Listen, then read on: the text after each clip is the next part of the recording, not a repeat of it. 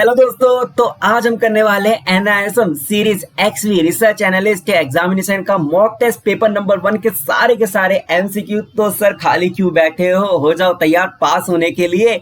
Sir start करते हैं question number 1 से। Research analyst help their client to take inform decision. Sir ये आपसे पूछ रहा है कि सर ये सेंटेंस ठीक है या गलत है। सर रिसर्च एनालिस्ट का प्राइमरी उद्देश्य ये होता है कि हेलो श्यामलाल जी घर पे हैं, उनको बता दीजिएगा सर हमने रिलायंस की जो आपने बोला था डिसीजन के लिए हमने बना दिया रिपोर्ट और हम आपको एक इन्फॉर्म डिसीजन देना चाहते हैं। सर यही तो काम होता है हमारा रिसर्च एनालिस्ट होने का।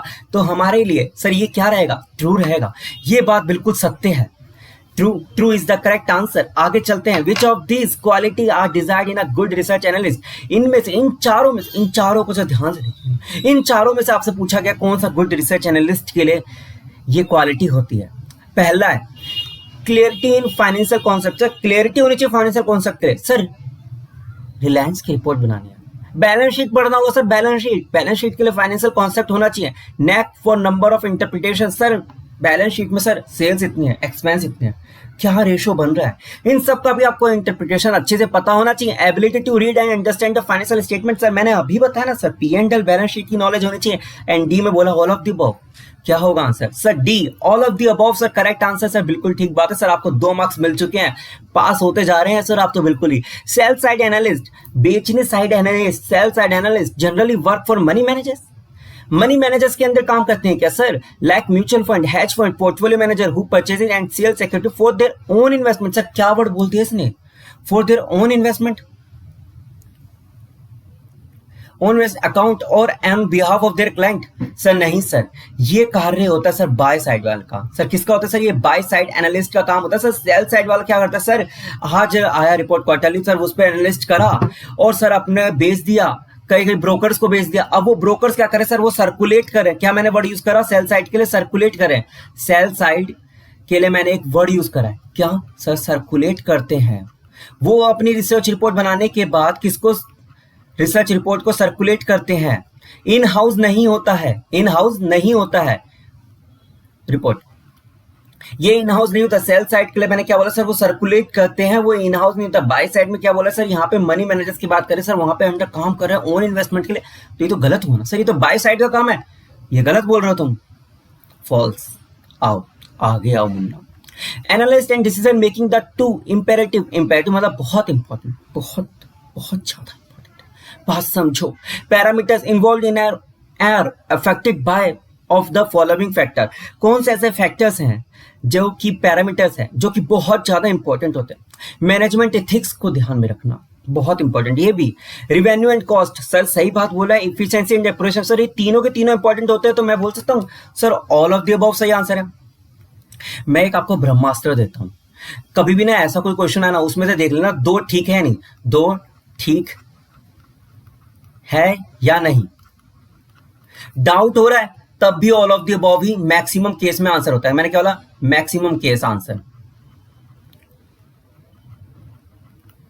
मैक्सिमम केस में यही आंसर होता है। आगे बढ़े। What is the role? Sir आपसे पूछा सर रोल क्या है, रोल क्या है रिसर्च एनालिस्ट का? सर रोल क्या है रिसर्च एनालिस्ट का, मेरे को बताओ रोल क्या है रिसर्च एनालिस्ट का? सर इन्फॉर्म डिसीजन देना अपने क्लाइंट को। अभी तो बता रहा सर श्यामलाल का कॉल आया, उसने पूछा है रिलायंस का शेयर सर कैसा है, आपसे उसको मतलब नहीं है आप वर्किंग क्या कर रहे हैं। Research analyst are only involve in data analysis. Research analyst only involve in collection of data नहीं। Research analyst help their client to take inform decision. बिल्कुल ठीक बात है सर, सी आंसर रहेगा। सर पहले 2 आंसर क्यों नहीं रहेंगे? इसमें लोगों को, बच्चों को बड़ी कंफ्यूजन होती है। सर मेरी बात हम सुना, आपको श्यामलाल को आंसर देना है कि सर ये कंपनी अच्छी है नहीं है, उसके लिए आप क्या काम कर रहे हैं? आप यहाँ से डाटा ले रहे हैं या कौन कॉल सुन रहे हैं या आप पी एंड एल एनालाइज कर रहे हैं या बैलेंस शीट को पढ़ रहे हैं, मैनेजमेंट की फ्यूचर प्लानिंग को पढ़ रहे हैं या उस पर एनालाइज कर रहे हैं, वो आपकी वर्किंग है। मैंने क्या बोला? It's a working, it's working for decision making के लिए वर्किंग है। लेकिन आपका प्राइमरी उद्देश्य, प्राइमरी कार्य, प्राइमरी रोल क्या है? वो है इन्फॉर्म डिसीजन देना। आपको डिसीजन देने के लिए रखा गया है सर, आपको इन्फॉर्म डिसीजन देना है। आपका प्राइमरी उद्देश्य ये है, आपके कार्य के बारे में नहीं पूछा है, आप उस पर आते कैसे हैं, ठीक है? तो रोल ही है। SCRA the term security include the following. Sir SCRA act के बारे में हमने पढ़ा था, वो सर सब कुछ। सर जब भी आप डीमैट अकाउंट खुलवाते हैं सर, मेरे को एक चीज बताया सर, उसमें शेयर सब कुछ लिस्ट होता है, शेयर्स भी लिस्ट होते हैं, डेरिवेटिव भी कार्य करते हैं। सर एक चीज बताओ सर, गवर्नमेंट सिक्योरिटी लिस्ट होती है, नहीं होती है? ओनली क्या पब्लिक अंडरटेकिंग की लिस्ट होती है क्या? सर मेरे को एक चीज बताओ ना सर, सारी टाइप की कंपनी जो लिस्ट होना चाहते हैं वो बोलती है आओ यहाँ पे आओ सर, लिस्ट हो सकते हो। तो SCRA किसको रेगुलेट करता है? As per SCRA government security को भी करता है, डेरिवेटिव को करता है, शेयर एंड सिक्योरिटीज करता है। तो हमारा आंसर हो जाएगा ऑल ऑफ द अबव। जैसा मैंने बोला मैक्सिमम केसेस में all of the above he answer रहता है। आगे बढ़ते हैं। Along with the SEBI and other regulation under the companies act, RBI also regulate the equity searcher analyst equity share market. इस क्वेश्चन ने क्या बोला सर, सेबी बेबी के साथ साथ, मैंने क्या बोला सर, सेबी बेबी के साथ साथ सर कंपनीज एक्ट और RBI भी रेगुलेट करता है। तो सेबी बेबी क्या बोलेगा सर, आप ही लोग कर लो ना, मैं यहां क्यों हूं? सर ऐसा नहीं हो सकता, वो उसकी दर्द उसकी भावनाओं को समझो ना सर। सेबी को बोला है कि सर आपको रेगुलेशन करना है, तो कंपनीज एक्ट और RBI क्या हो गया? सर मैं मान सकता हूं सर, एक पल के लिए आपको फ्रेमवर्क दे सकते हैं कि कैसे अकाउंटिंग पॉलिसी होनी चाहिए, कैसे ऑडिट होना चाहिए, ये सब बताते हैं, लेकिन रेगुलेट करना, डीमैट अकाउंट, ये सब कार्य करना, सेल एक्सचेंज करना, एक्सचेंज ब्रोकर को बताना आपका कार्य, वो सब ओनली एंड ओनली हमारी बेबी करेगी। ठीक है, तो इसका आंसर ट्रू रहेगा या फॉल्स रहेगा? इसका आंसर फॉल्स। ओनली सेबी ही करेगा ये कार्य, ओनली सेबी ही रेगुलेट करेगा। उसके पेट पे लात नहीं मारना सेबी के, ठीक है, भूल के भी नहीं। सेबी ही रेगुलेट करता है। बार बार क्यों बोल रहा हूं? क्योंकि इस टाइप का क्वेश्चन आएगा सर, रिपीट होगा। where the entire face value of the debenture is converted। मैंने क्या बोला सर, सारा का सारा entire face value ही कन्वर्ट हो रहा है। मैंने क्या बोला, 10 रुपए का फेस वैल्यू था वो ही कन्वर्ट हो रहा है इंटू इक्विटी शेयर। 10 रुपए का फेस वैल्यू तो वो 10 रुपए में कन्वर्ट हो रहा है इक्विटी शेयर में। 20 रुपए का था 20 रुपए में, 100 रुपए का तो 100 रुपए में हो रहा है, तो फुल्ली कन्वर्ट हो रहा है, फुल्ली कन्वर्ट हो रहा है, पार्शली नहीं हो रहा है। पार्शली कब होता है? जब 10 रुपए का था फेस वैल्यू और 5 रुपए ही कन्वर्ट हो रहे हैं, तो पार्शली होता है। आओ आओ नोवा क्वेश्चन में आओ, बहुत अच्छा क्वेश्चन है, जरा थोड़ा समझ के जाओ।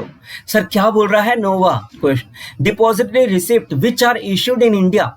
मैंने क्या बोला, इंडिया में इश्यू हो रहे हैं। मैंने एक बार क्या बोला, इंडिया में इश्यू हो रहे हैं। Listed in Indian stock exchange with the foreign stock as underlying share is known as Indian depository receipt. जरा ध्यान से समझना, GDR ADR और IDR में डिफरेंस क्या होता है सर? ADR कुछ नहीं सर, जब अमेरिका में लिस्ट हो तो उसको अलग से अमेरिकन डिपॉजिटरी रिसिप्ट बोल दिया। जब ग्लोबल में ग्लोबल में लिस्ट हो, लिस्टिंग हो, तो उसको ग्लोबल डिपॉजिटरी रिसिप्ट बोल दिया। जब इंडिया में लिस्ट हो, इंडिया में लिस्ट हो,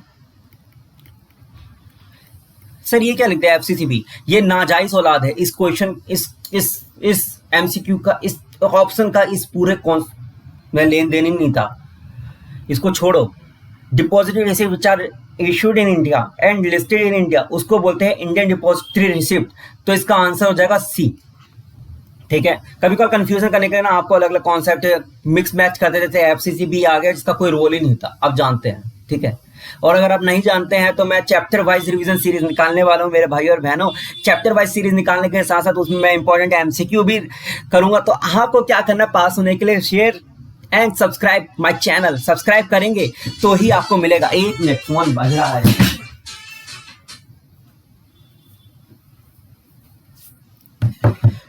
आ जाओ जरा, अब अगला क्वेश्चन पढ़ते हैं। Bond which have embedded call option in them are known as a callable option. बिल्कुल ठीक बात बोला है। जिस बॉन्ड में बोल दिया है कि हम आपको जब मर्जी बुला सकते हैं, जब मर्जी हम आपको कैंसिल कर सकते हैं, उसको बोलते हैं कॉलेबल ऑप्शन। ठीक है, बिल्कुल ठीक बात है सर, कॉलेबल ऑप्शन बोलते हैं। तो इसका आंसर रहेगा ट्रू। अब आपको क्या करना है पास होने के बाद, सर चैनल को करना है बस ओनली सब्सक्राइब। और मैं आपको बता दूं, ये बिल्कुल फ्री होता है, ये बिल्कुल फ्री है बटन है, इसको आप सब्सक्राइब करें, दोस्तों का शेयर करें।